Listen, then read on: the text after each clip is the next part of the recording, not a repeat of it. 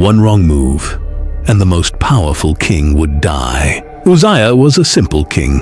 He built a kingdom so strong that no army, no warrior, and no leader could take down. He grew very proud of his nation, but that pride would soon be the reason he would die. You will not stop me! After King Amaziah was killed in Lachish, the people of Judah made his 16-year-old son king. His name was Uzziah. They brought him to Jerusalem, set him before the court, and placed the crown on his head. The officials bowed. The priests offered prayers. And just like that, a teenager was responsible for an entire kingdom. He had grown up in the palace watching how a kingdom worked.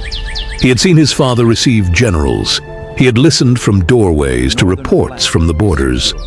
The young king needed guidance, and early in his reign he found it in a man named Zechariah, a man who understood the ways of God and spent his time teaching Uzziah what it meant to truly fear the Lord.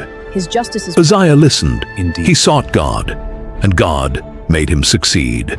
The first thing Uzziah set his eyes on was Elath, a port city at the tip of the Red Sea far to the south. Uzziah called his commanders to the war room. He spread out the maps, looked around at the men standing before him, and said, "From this horizon, we march to victory." "Elath belongs to Judah. We are taking it back." He pulled on his armor himself, walked to the stables, and mounted his horse.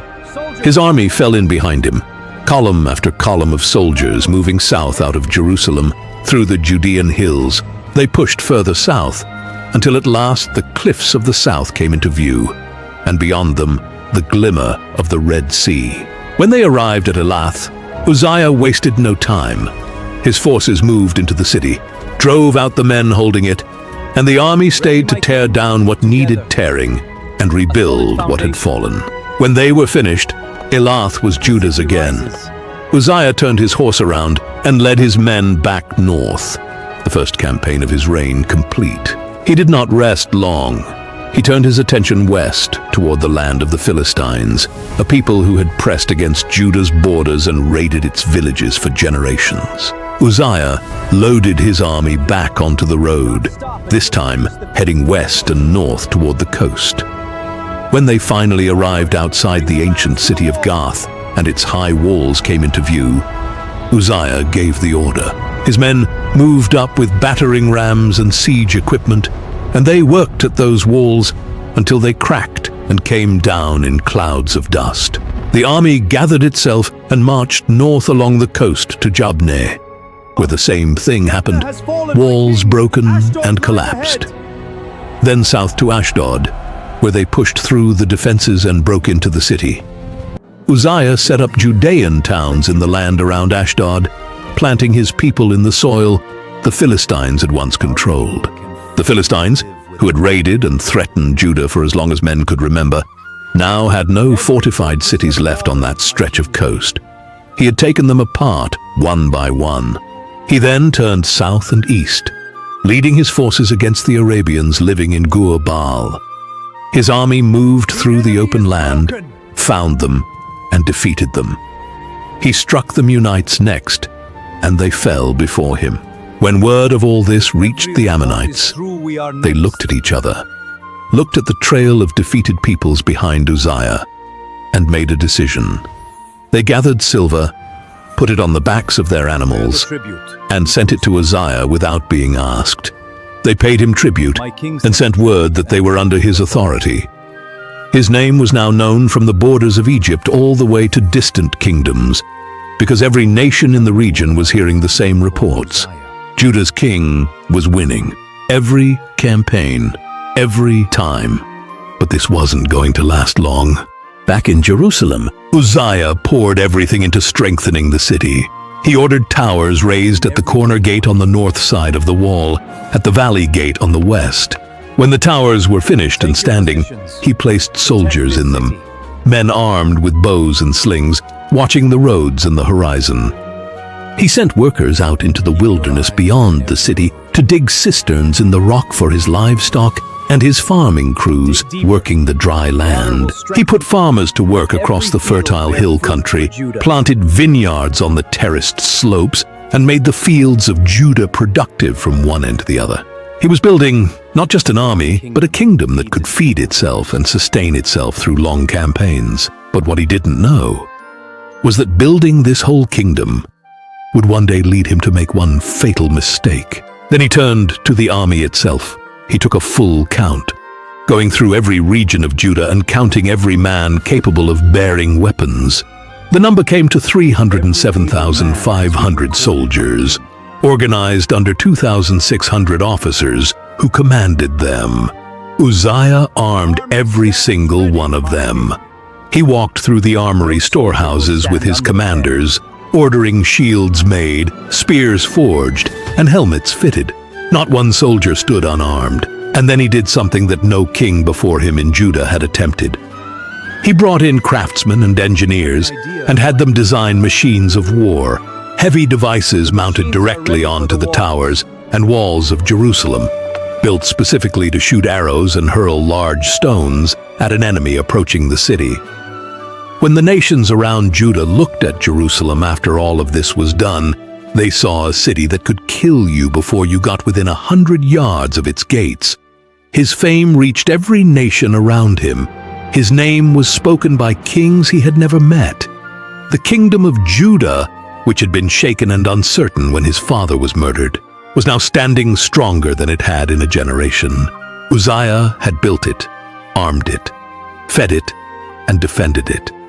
And he had done all of it while still seeking God. But this was the place, right here at the height of his power and the peak of his glory, where something inside Uzziah quietly began to change. Every victory had added to his confidence, and all that confidence had slowly turned into something else. No room for limits, no room for boundaries, no room for anyone to tell him what he could and could not do. One morning, Uzziah rose from his bed, walked through the palace, went to the temple storehouse, and went inside.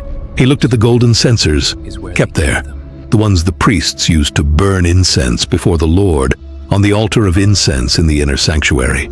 He reached out and took one. He walked back out through the palace court, through the street of Jerusalem, and into the outer courts of the temple, the golden censer in his hand. People stopped and stared as he passed. The king kept walking, deeper into the temple complex, moving past the outer court toward the inner sanctuary, where only the priests were permitted to go. Azariah, the high priest, saw him coming and understood immediately what was happening. He turned to the priests nearest him. "Come with me now." More than 80 of them moved together, crossing the court to intercept the king before he reached the altar.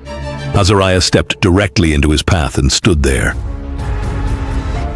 Uzziah, it is not right for you to burn incense to the Lord.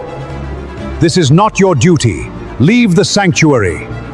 You defy the divine command? I follow my conscience, not blind faith. Disobedience brings ruin upon us all. Then I will bear that burden. So be it. We cannot let you pass. The priest stood in a line behind Azariah, blocking the way forward. Uzziah stopped. He looked at the high priest. He looked at the row of men behind him. He was the king of Judah. He had rebuilt this city and armed its walls. He looked at Azariah, and anger rose in his chest like heat, fast and bright. He opened his mouth and raised his voice at the priest standing in his way. You will not stop me! And then Azariah's eyes moved to the king's forehead. He pointed. The priests nearest to Uzziah stepped back, several of them at once.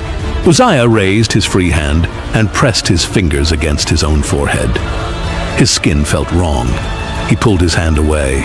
The leprosy had broken out on his forehead right there, in that moment, while he stood beside the altar of the Lord with a censer in his hand, as written in 2 Chronicles 26. Azariah and the priests moved in around him, not to restrain him, but to push him toward the door, hurrying him out, their hands on his arms and his back, moving him out of the sanctuary as fast as they could, because the mark of leprosy was visible and everyone knew what the law required. Leprosy was a terrifying disease. Under God's law, anyone who had it was declared unclean and had to leave the temple and live away from the rest of the people. as it is talked about it in Leviticus 13:45. He shall remain unclean as long as he has the disease. He shall live alone. His dwelling shall be outside the camp. From that day on, everything changed. Uzziah could no longer enter the temple or continue ruling the people as king. Uzziah did not fight them. The moment the disease appeared on his skin, the anger drained out of him, and he moved toward the exit himself. He walked out of the temple and back through the streets of Jerusalem, and the people who saw him turned away from him as he passed. He was given a house of his own outside the palace, a place to live apart from the court and the people and the ceremonies of the kingdom. His son, Jotham, walked into the royal palace and took his father's place, managing the government of Judah, receiving officials, hearing reports, running the kingdom while Uzziah sat alone in his separate house. The man who had torn down the walls of 3 Philistine cities and mounted war machines on the towers of Jerusalem now lived by himself, cut off from the throne and the temple and every court he had once commanded. The leprosy never left him. He lived that way until the day he died. When he died, they buried him near his ancestors, but in a field beside the royal tombs rather than inside them, because the people said a man with leprosy could not be laid with the kings.